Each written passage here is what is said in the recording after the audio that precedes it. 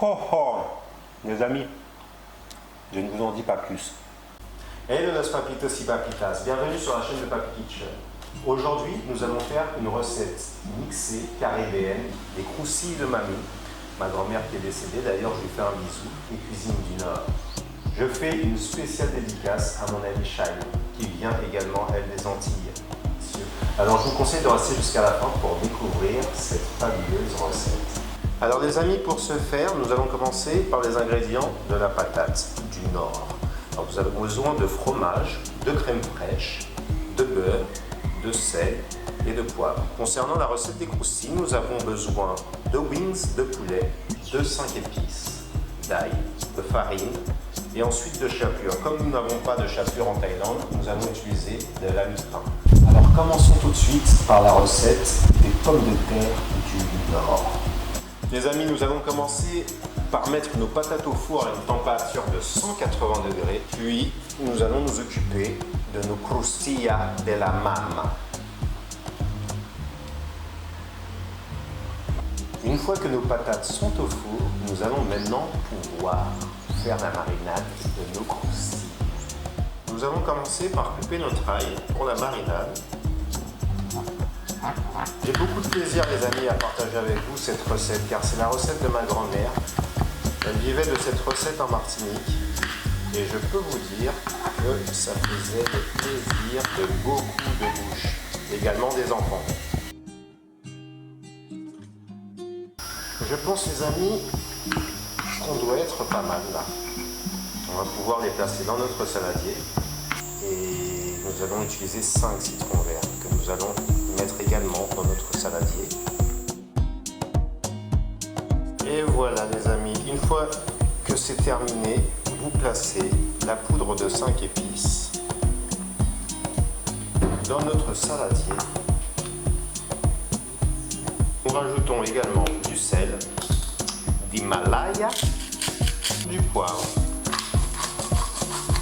Une fois que c'est prêt les amis, nous allons pouvoir nous attaquer à la découpe de notre poulet pour former des petites wings. Pour préparer nos croustilles, ma grand-mère utilise des ailes de poulet qu'elle sépare en deux par la base. Vous coupez la petite patte derrière que vous jetez, bien évidemment. Vous retirez un peu de peau sur le côté, comme ça, vous jetez également, pour ensuite retirer juste l'os qui se trouve juste ici. Vous rabattez ce petit os ici.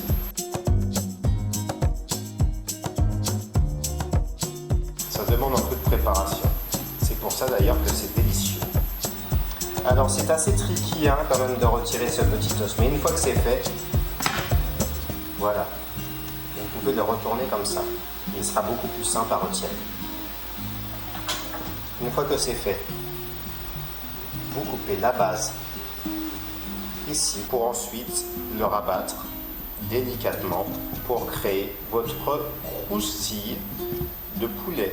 Vous pouvez également faire des croustilles, c'est beaucoup plus rapide avec des petits pignons de poulet que vous pouvez acheter au supermarché. Voilà, juste à couper un petit peu la peau que vous mettez sur le côté. Vous coupez des contours de l'os pour créer le manche. Voilà, avec ces pignons c'est beaucoup plus rapide et vous avez quand même le même résultat. Je crois que nous avons bientôt terminé les amis. Une fois que vous avez bien travaillé, vous allez pouvoir mélanger la marinade et notre poulet dans le saladier. Alors comme vous savez, c'est des recettes de grand-mère. Alors plus vous avez la possibilité de laisser mariner votre poulet, mieux c'est.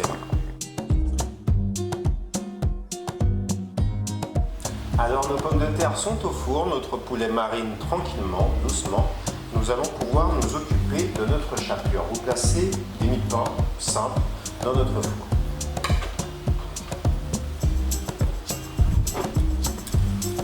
Nous enchaînons, nous mettons notre huile, une bonne quantité pour la friture. Voilà. Alors une fois que nos pains sont sortis du four, nous avons pris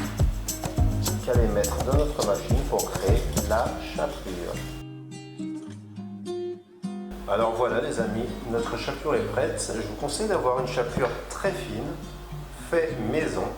Vous voyez la beauté et la finesse de cette chapelure. Voilà, alors une fois que c'est prêt, nous allons commencer par placer nos pignons de poulet dans la farine, dans nos œufs, puis dans notre chapelure.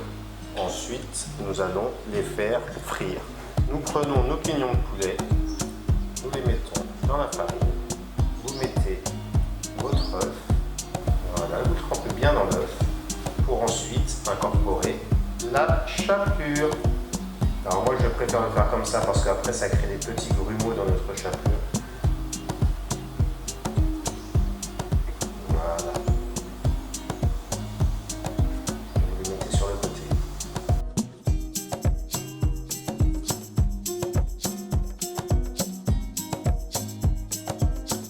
Nos croustilles sont prêts. Voilà les amis, nous allons pouvoir maintenant retirer nos patates du Nord. Nous allons maintenant commencer à couper nos patates en deux. Voilà, comme ceci, pour ensuite les vider. Voilà, vous voyez? Vous videz l'intérieur de la patate pour finalement ne laisser que la coquille. Si ça va être pas beau ça les amis, ça va être génial. Et une fois que c'est fait, nous allons pouvoir les garnir les amis. Et voilà, nous avons nos coquilles de patates. Alors, maintenant, nous allons prendre une fourchette pour écraser nos patates, pour en créer une purée. Alors, soyons généreux, les amis. Comme c'est une recette du Nord, nous allons mettre un bon morceau de beurre. Voilà. Nous allons ensuite couper notre fromage en petits morceaux. Voilà. Vous mettez tout ça dans votre petit saladier. Voilà. Vous rajoutez un peu de sel, de poivre. Vous rajoutez la crème et vous mélangez le tout. Les amis, une fois que vous avez votre pâte prête, vous remettez votre préparation dans vos coques.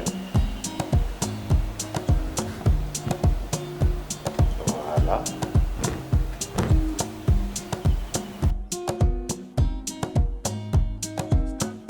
Alors voilà maintenant les amis, nous allons placer nos patates au four histoire de les gratiner un tout petit peu. Puis nous allons faire cuire nos croustilles de ma mamie. Nous allons placer nos patates dans notre four. Faites bien attention, c'est très chaud. Voilà. Et voilà les amis, vous laissez gratiner un petit peu au four. En mode grill.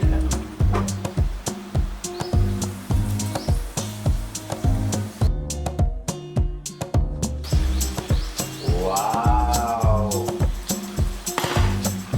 Alors les amis, une fois que vos croustilles, vous sentez vos croustilles prêtes, vous les laissez quand même 6 minutes. Vous pouvez les réserver dans votre saladier.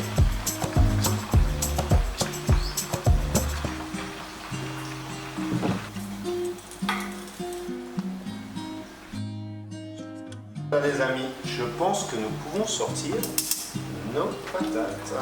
Ouh là là là là, esquive de chaleur. Regardez comment c'est beau. Ouh là là.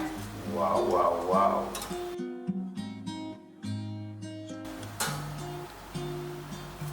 Et voilà les amis.